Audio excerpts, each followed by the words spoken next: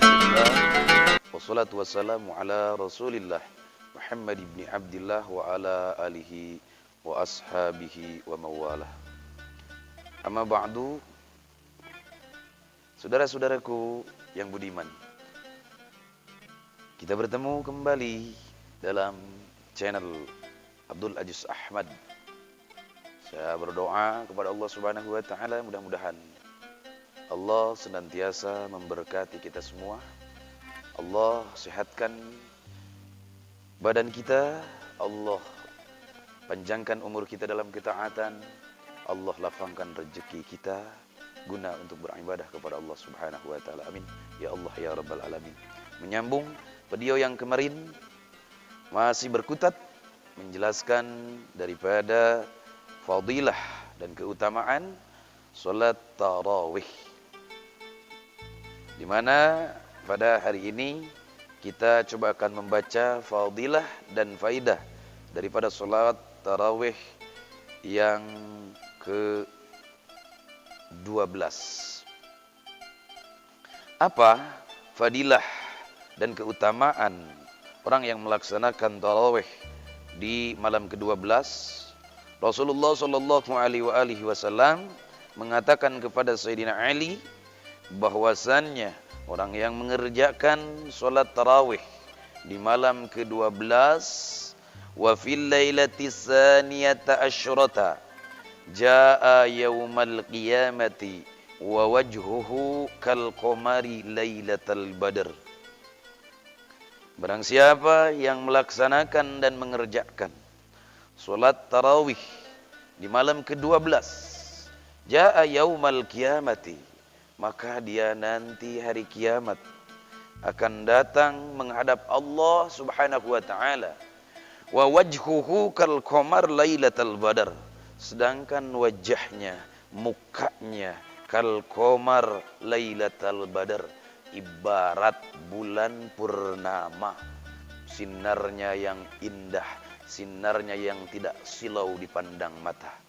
Mungkin hadirin pernah melihat bulan purnama ketika tanggal 14. Masya Allah, sungguh indahnya ciptaan Allah Subhanahu wa ta'ala. Ketika purnama bersinar, maka tidak menyilaukan daripada penglihatan kita. Sinarnya redup, akan tetapi sangat indah dipandang. Pun begitu pula nanti di hari kiamat, orang yang melaksanakan sholat sunat tarawih malam ke-12, maka nanti di hari kiamat wajahnya seperti bulan purnama. Ikhwani fillah, ini merupakan targhib. Targhib itu apa? Iming-iming dari Allah Subhanahu wa taala. Nih, kalau kamu mau sholat tarawih malam ke-12, aku kasih ini, kata Allah begitu. Kan kita orang awam harus diiming-iming. Orang diiming-iming juga, Masya Allah, banyak yang enggak mau, apalagi enggak sama sekali. Bahkan sholat wajib pun, kalau kita tidak takut ancaman, dan kalau kita tidak ingin pahala dari Allah Subhanahu wa ta'ala, mungkin kita enggak akan mengerjakannya. Bahkan puasa sekalipun, karena ada ancaman dari Allah Subhanahu wa ta'ala, maka kita puasa. Ya, ikhlas kita adalah orang awam seperti itu. Kita berpuasa mengharapkan pahala dari Allah Subhanahu wa taala, kita ibadah mengharapkan pahala dari Allah Subhanahu wa taala, kita melaksanakan tarawih di malam ke-12 mengharap nanti wajah kita ingin seperti bulan purnama. Ya enggak apa-apa. Ikhlas kita sebagai orang awam seperti itu. Dan mudah-mudahan kita berharap kepada Allah Subhanahu wa taala ketika kita nanti mampu melaksanakan dan mengerjakan salat tarawih malam ke-12 tersebut, maka Rasulullah sallallahu alaihi wasallam memberikan janjinya kepada kita nanti di yaumil qiyamah, wajah kita, muka kita akan bersinar seperti bulan purnama. Maka Masya Allah, hadirin yang dirahmati oleh Allah Subhanahu wa taala, ketika kita sudah berhijrah, ketika kita sudah melakukan kebaikan-kebaikan dan kita mulai menjauhi kemaksiatan, maka janganlah kita open, kalau orang Betawi bilang. Maka jangan kita hiraukan apa yang dikatakan oleh orang. Orang kan ada dua macam. Ada yang suka, ada yang tidak suka. Ketika melihat kita pergi ke masjid, ada yang nyinyir dengan kita karena tidak suka. Ada juga yang suka dengan kita, bahkan mereka iri dengan kita. Maka kalau kita melihat ke situ, la tusgil nafsaka bima yaqulun nas. Bima yaqulun nasu fika madhan aw dhamman. Walakin a'ti ihtimamaka li salamati qalbika wa amalika. Istidadan liyaumin la yanfa'u malun wala banun illa man atallaha biqalbin salim. Jangan kita pedulikan apa yang dikatakan orang. Jangan sibukkan hati kita, jangan sibukkan diri kita dengan apa yang diucapkan oleh manusia. Ketika orang memuji kita, kita biasa-biasa saja. Jangan serta-merta tiba-tiba hidung kita menjadi bengkak. Ketika orang mencela dan mencaci kita, jangan pula kita sakit hati dan merasa terhina dan rendah. Biasa-biasa saja. Tetapi yang jelas, walakin a'ti ihtimamaka li salamati qalbika wa amalik. Berikanlah semangat juangmu untuk apa? Pertahankan semangat juang kita. Jangan hiraukan ucapan orang, baik itu pujian ataupun cacian.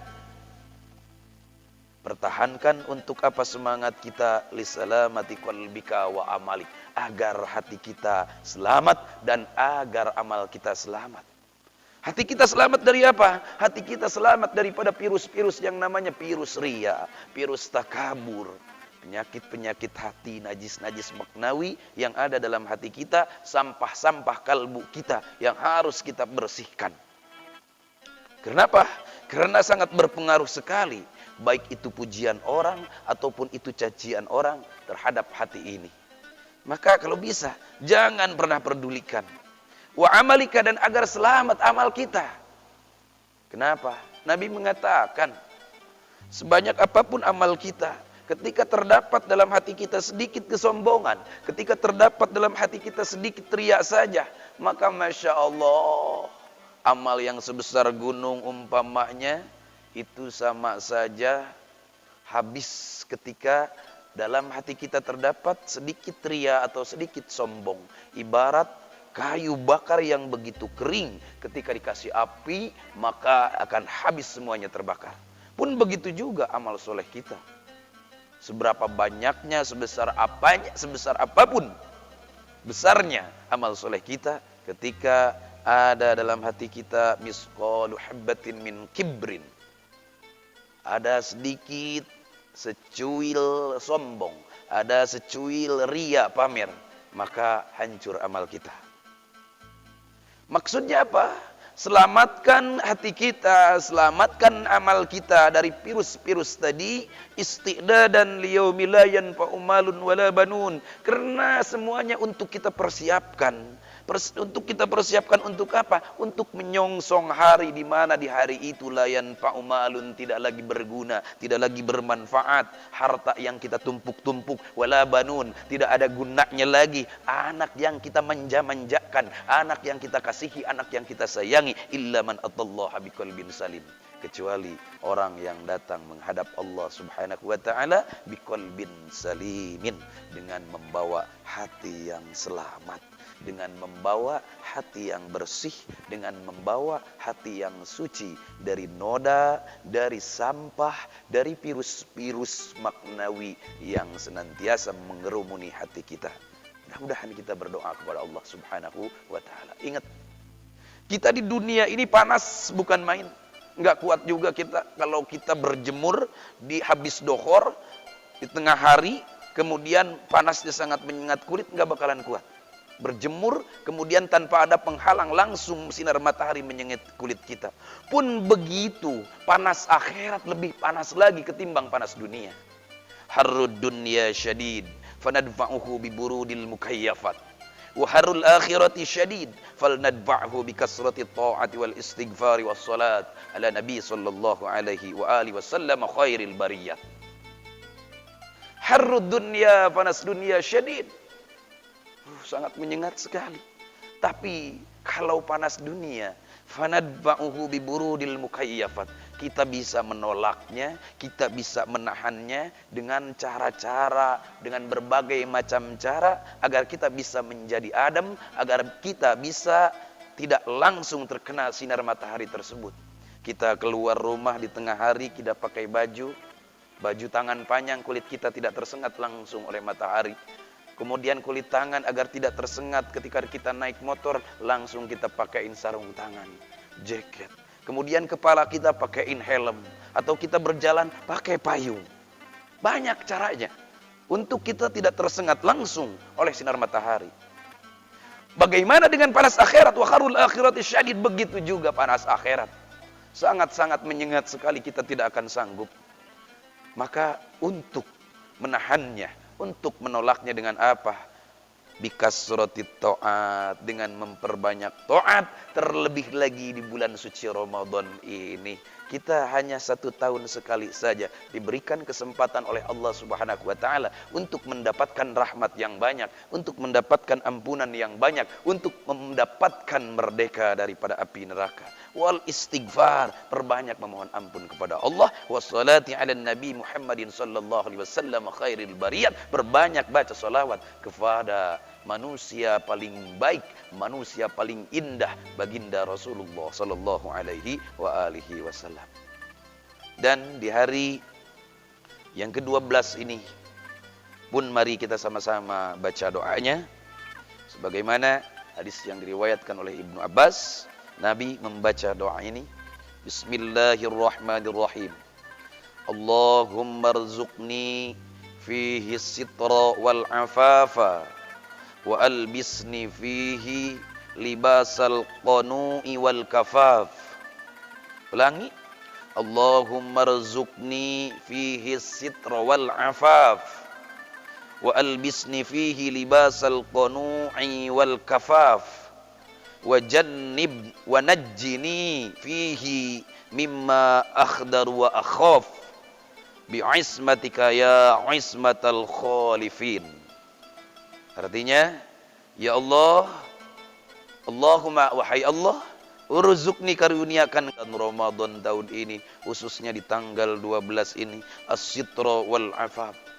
Karuniakan kepadaku agar senantiasa aib-aibku, dosa-dosaku Engkau tutup ya Allah, agar aku senantiasa dijaga daripada perbuatan keji, perbuatan yang tidak terpuji. Wa albisni fihi libasal qunu'i wal kafaf, dan pakaikanlah aku ya Allah dengan pakaian ketaatan, dengan pakaian kekonaatan kepada Engkau ya Allah. Tanamkan dalam hatiku agar aku bisa menerima penduman, agar aku bisa menerima apa yang telah Engkau jatahkan, Engkau karuniakan kepadaku ya Allah. Alias jadikan aku ya Allah sebagai orang yang qanaat. Wa najjini fiha mimma akhdar wa akhaf.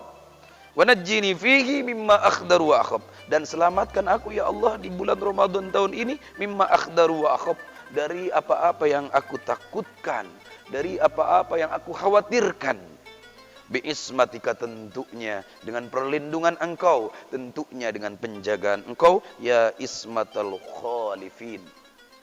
Wahai dat yang melindungi, dat yang menjaga orang-orang yang memohon perlindungan, memohon penjagaan kepada Engkau. Ikhwani fillah, dimanapun berada, itu tadi fadilah daripada solat tarawih yang ke-12, yang malam ke-12, dan doa di hari ke-12. Mudah-mudahan kita selalu berharap dan memohon kepada Allah agar Allah senantiasa mengijabah, mengkabulkan segala permintaan dan doa kita, berkah wasilah daripada Ramadan yang sedang kita jalankan ini. Amin ya Allah ya rabbal alamin.